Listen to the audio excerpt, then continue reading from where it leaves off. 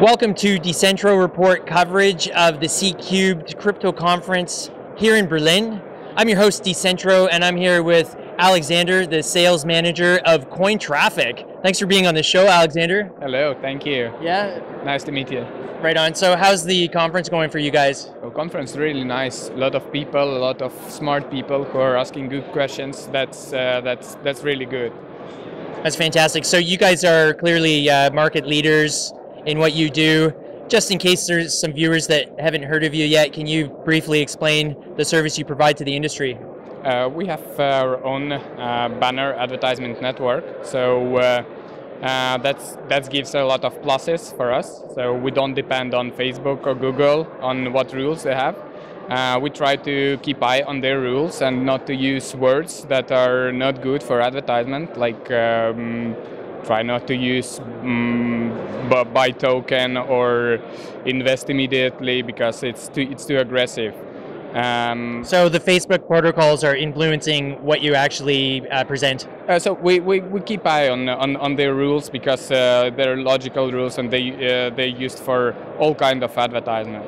So regarding our platform, yeah, as you mentioned, we're market leaders. We have top positions on all crypto-related web sources. So in case someone wants to get like targeted traffic on all kind of crypto-related websites, then we are those who can deliver that.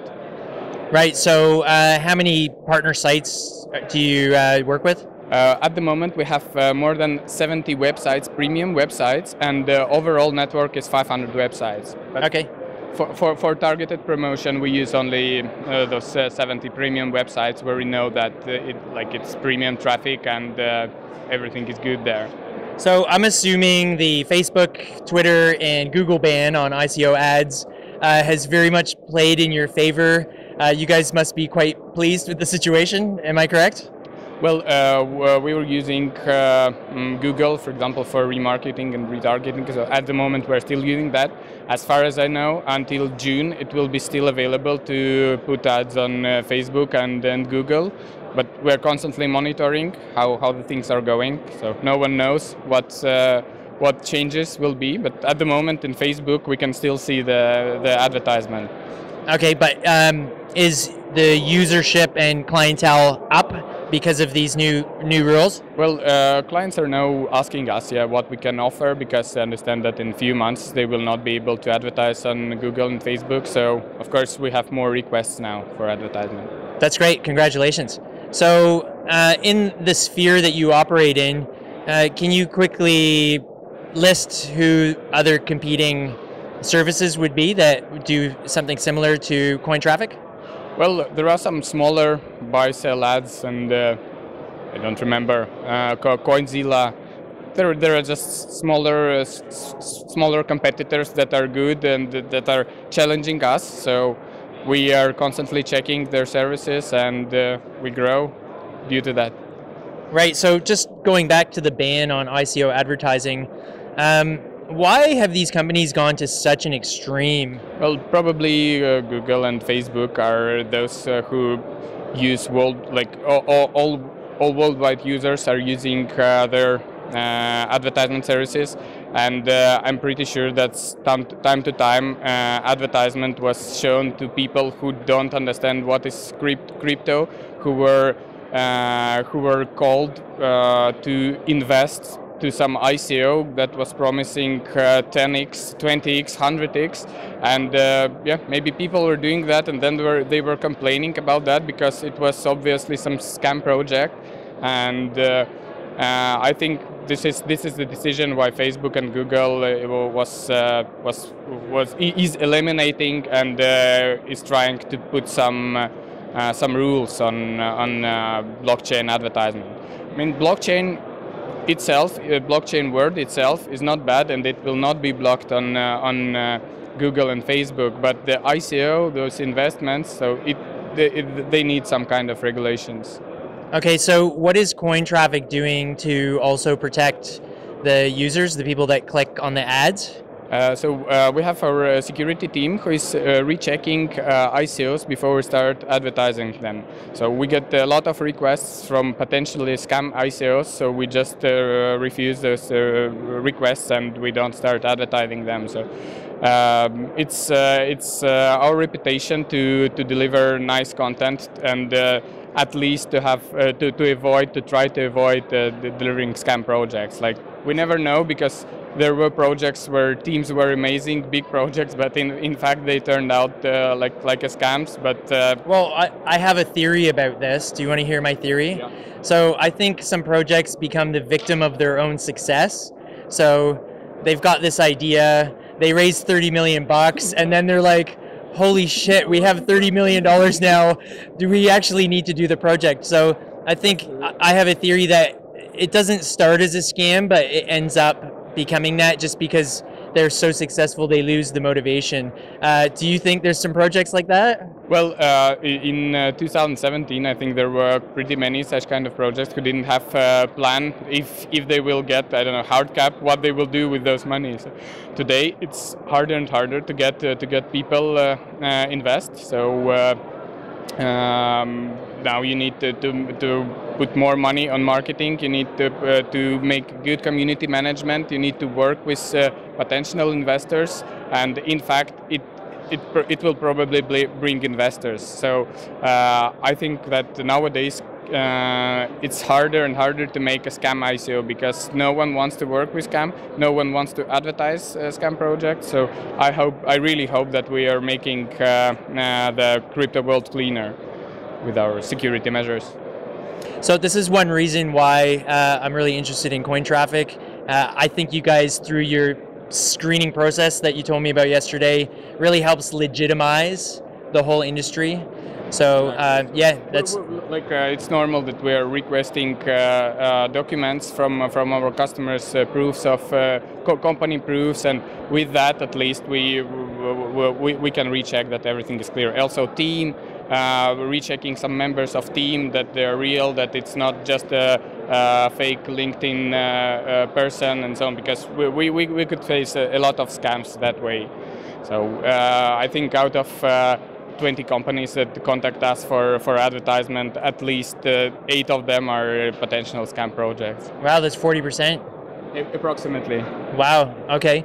So you previously mentioned a big company, they looked totally legit, had a great team, but ended up being a scam. So what company was that? Well, I don't remember the name. You just want to remove it from your memory, yeah?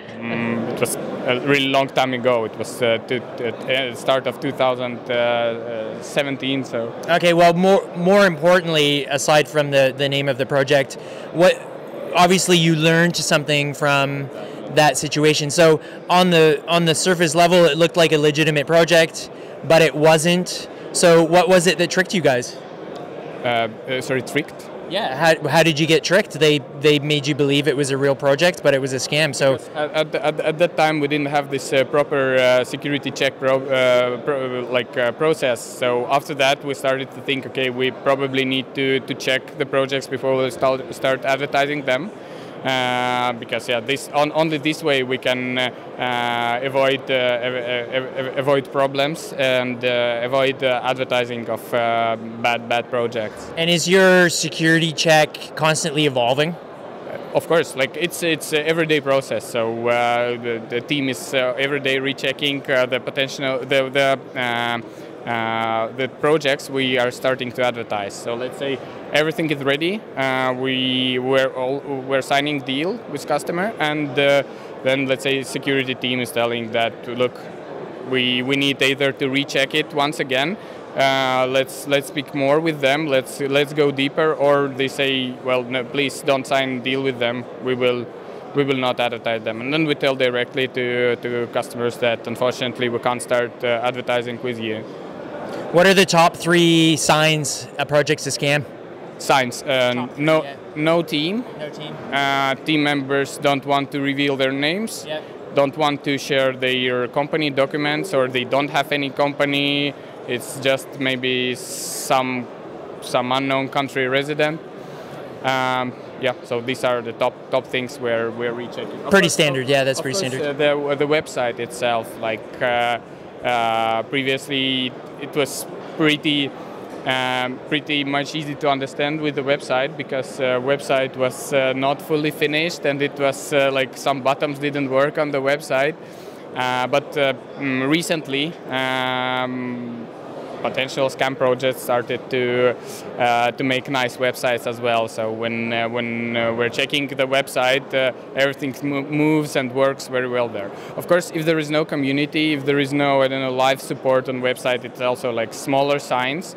But it all depends on project stage, because there might be a good project if they contact like 3 months in advance, and we are just telling them that guys, we see you don't have live support, or you don't have public accounts, like, are you working on this? And then they're sending list of their public accounts, and it was just not yet added to the website because they're still on creation stage.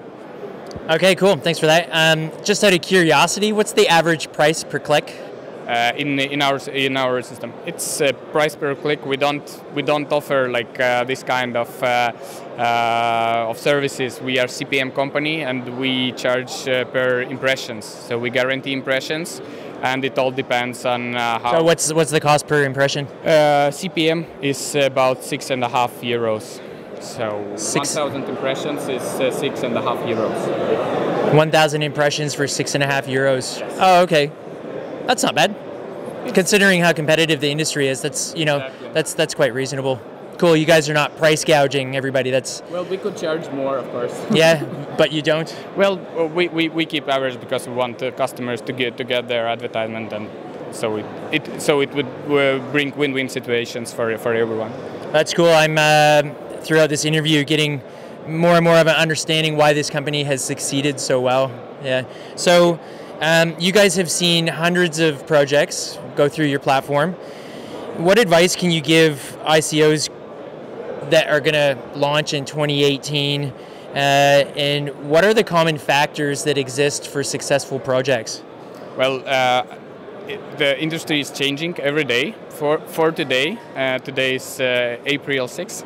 I would say that community management is the most important for any kind of ICO. So community will bring more investors, will bring good investors, will bring people who believe into the project, and will help to modify, to grow. Like they will stay with product as long as possible. So good community managers should work. I think ICOs should take 1, 2, 3 community managers, whatever is needed. I think 50% of marketing should go through community management, as it's something that really works. Let's see how it will be in half a year. Maybe something will change, but to be fair with users, I think that's the most important key. Okay, that's really quite clear and well explained, and I just want to reiterate for the viewers, people who are planning an ICO, that's community managers. You said up to 3. Well, so I know some projects are taking up to 3. So because 24 hours, somebody needs to be online, somebody needs to reply to check what's going on in the community, and of course listen to your community. If community is telling, well, it's good to modify green color to blue color, evaluate this. If you will make this change, immediately inform your community, guys, thank you, you asked to change blue color to green color, whatever, and we will listen to you, thank you for feedback, and we made those changes. So community will be happy if they will understand that you're listening to them and making some moves. That's really clear and really good advice, I think, and it's it sounds like it's keystone, so important for a project. So make sure your community managers are the top players, is the advice, yeah? That's true. Yeah. Fantastic. Okay, so do you have any last comments you want to share with viewers about Cointraffic? Well, thank you for this interview, and in case somebody will need advertisement, please contact us.